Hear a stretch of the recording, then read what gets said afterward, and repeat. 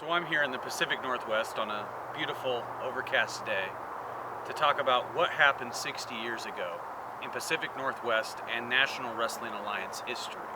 Most people believe it was Ed Francis who became the first NWA Pacific Northwest heavyweight champion after winning a tournament, but it's been recently discovered that it was not Ed Francis, but another man.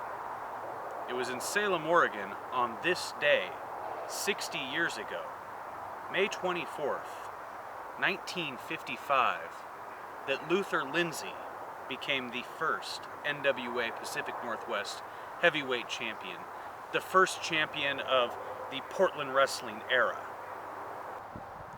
Throughout the 1950s and 60s, Luther Lindsay was billed as the U.S. Negro champion and took part in the first interracial professional wrestling matches held in the United States.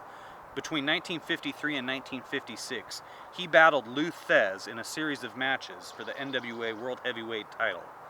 He was the first African American to challenge for the NWA World Heavyweight Championship, with most of his matches with Thez resulting in time limit draws. Luther Lindsay was one of the top shooters the sport of professional wrestling has ever seen. So good, in fact, that he actually beat Stu Hart in the dungeon, earning Stu's respect for the rest of his life. Stu even carried a picture of Luther in his wallet up until the day he died. His earliest recorded match was against Al Tucker in Chicago, Illinois on November 21st, 1951. And as early as 1953, he was being billed as the U.S. Colored or Negro Heavyweight Champion. Tournament matches in Oregon determined that Luther Lindsay was the Oregon State Wrestling Champion, and Roger Mackey was billed as the champion from Washington, Idaho, and British Columbia, when the two met to determine who would become the first NWA Pacific Northwest Heavyweight Champion. When Luther Lindsay defeated Roger Mackey on May 24th, 1955 in Salem, Oregon, he became the first African American to ever hold an NWA Territories heavyweight title. He would go on to capture the Pacific Northwest Heavyweight Championship on 5 occasions, and the NWA Pacific Northwest Tag Team titles on 10 occasions, 5 with longtime partner Shag Thomas, another groundbreaking African American in the sport of professional wrestling. Throughout his career, he would capture titles in Stu Hart's Stampede Wrestling and for NWA Mid-Pacific Promotions in Hawaii. He even held All Japan Pro Wrestling's All Asia Tag Team Championship with Ricky Waldo.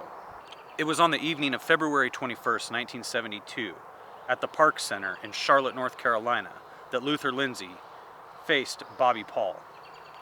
10 minutes into the match, Luther performed a diving belly flop and pinned his opponent for the victory. After scoring the pinfall, Luther Lindsay did not respond to the referee. He was taken into the back. Shortly thereafter, he was declared dead. It's on this day, May 24th, 2015, 60 years after Luther Lindsay made history here in America, that I just wanted to take a moment to reflect on the lost history of professional wrestling. See, this wasn't even known. Luther Lindsay being the first NWA Pacific Northwest Heavyweight Champion, thus making him the first black man to ever hold an NWA Heavyweight title anywhere throughout the United States. That's history that was only discovered in the last 6 months. Because the truth is, 60 years from now, just like we're looking back 60 years from now, people will look back on us and wonder about what professional wrestling was. Here's the truth. It's a hard pill to swallow, but the truth is that 90% of the wrestlers on the independent scene, whether they be here in the Pacific Northwest, or in Indiana, or in North Carolina, or in Texas, or in Tennessee, they don't give a damn about the history of professional wrestling. They're too busy not getting over and not drawing fans, trying to live their dream, emulating what they see on television Monday nights. That's the truth, and it might be a hard pill to swallow, but that is the damn truth, and everybody knows it. So it's up to you, the fans. It's up to you, the 10% of wrestlers who are better than all the rest that you're surrounded by. It's up to you, the old-timers who dedicated your lives to preserving this history, to pass it on to the next generation, to preserve it, so that someday a generation after mine can come around and pick up what is becoming a quickly lost art. And that's what professional wrestling really is becoming, is a lost art. It's not what you see on Monday nights. It's not what you spend $30 to watch one Sunday a month.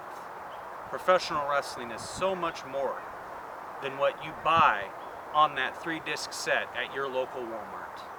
And that's why I encourage you, and I implore you, and I beg you to help save professional wrestling before it's lost forever.